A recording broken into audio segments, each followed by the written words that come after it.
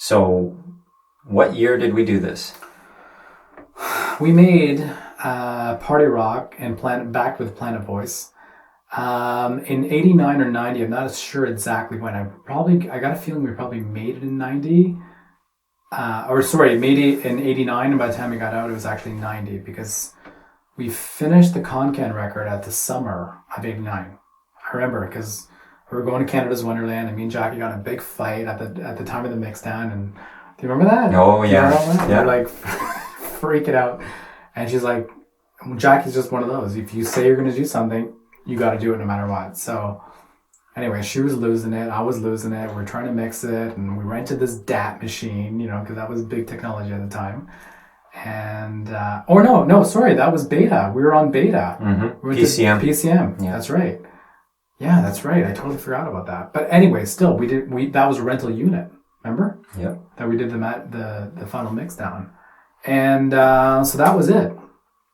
I'm going to guess 89 or 90. And it came out, it was the first record on good old Empire Records. And this is the actual cover here. Remember this time? Yep.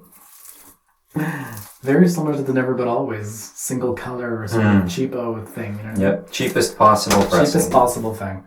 Anyways, long story short, Remember when George was just all over us because he always wanted us to do a record with him?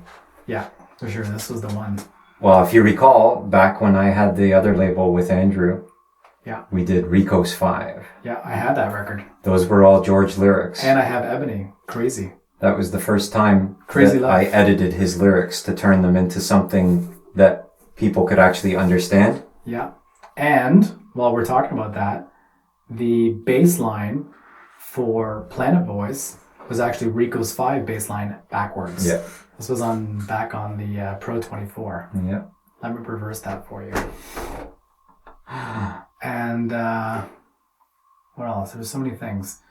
Yeah, so Party Rock started. I remember making the riff at my house, or something. It was the chorus part, like the A, C, G, G, whatever. You know what I mean? That main anthem, and it just needed something. You know what I mean? At the time, there was a lot of house records coming out with stupid little samples and stuff like that. And coming off the KON KAN record, you're just on a high, and just figured, hey, put out a record, whatever. Wasn't an artist or anything. Except George was the artist. So, yeah. And it changed his life. Yeah. Planet Voice, sounds phenomenal to this day. Actually, Party Rock sounds good too. Just that stupid snare. Stupid snare sound. Affectionately known as the GM snare. Yeah. I think it was, right? So anyways, that was at the, that was all recorded in Binbrook on 630 Trinity Church Road, just outside of Hamilton. Exact same place where the KON KAN record was made. And the KON KAN record the first pressing was released on Revolving Records, which was the in-house label for Star Sound, Zephyr, remember? Yep. And when we first made this pressing, was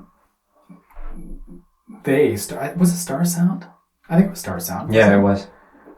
He ended up buying like 1,500 copies, and he sold them to, I think, Unique in New York. It was New York. Yeah, like an exclusive deal or something like that, and I don't think they did very well. But anyways, we were paid up front, so we didn't really care. That was actually pretty good.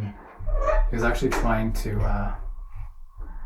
gyp us on the agreed price at the time per unit. I remember that. And he was like, no, that's not the price you said. It was this price. And when it actually sold out, we did another pressing.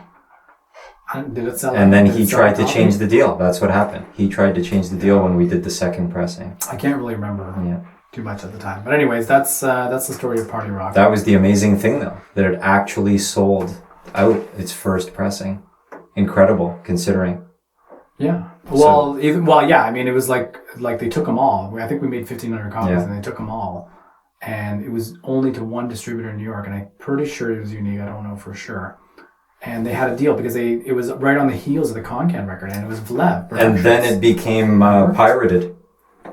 Because after it had run its course, about a year or two later, I started getting notifications publishing checks that came from different countries around the world, and you could literally see how it went from one country to the next. It went from England to South Africa to Russia. Got some airplay somewhere. So what was happening? It was just, getting bootlegged and going from place to place. So somebody made a lot of money off of George. And if you're wondering, if you remember what TAGG, we were trying to come up with a name for the project. Yeah. And you came up with TAGG and put the extra G on it. Because I think that's your initials, right? Yeah, Tom and George Gerentzer. Tom and George Gerentzer, right. But I think Vince affectionately acronymed it to that asshole George Gerentzer. TAGG, TAGG. So that's the story of Party Rock. Not really crazy about the record, but definitely it sounds good in the movie. I mean, when you put video to it, it just sounds amazing. It has something about it. It's goofy. It's a goofy song, but there's definitely something about it. Ether still thinks it's the best record ever made, and he might actually be right. But we're too close to it to actually judge. So that's the story of Party Rock. And Planet Boys. What about the lyrics on Planet Boys? That was more George lyrics that I did the same treatment as I did for Rico's 5. I would just go through, he'd have a briefcase with literally hundreds of pages of his scribbled lyrics. And then I would just go with a highlighter and select individual lines that actually looked good to me. And then just turn them into a song, rearrange them. And there you go. Yeah. It turned into something. I'm trying to remember, there was a dub version of Planet Boys that sounded really cool too. Anyways, good records, good times. So, what is your first memory of music with George? Of any music with George? Oh, definitely like stuff like classic hits like Car Rockin'. I mean, not us making music with George, just George music on its own. Those lyrics were phenomenal. I remember you called me on the phone one time and you came across his lyrics and it was Bastille Day. And you thought he was a lyrical genius. Meanwhile, we didn't realize he just wrote out the words for a Rush song. Yeah. And put him in his drawer. I remember you called me.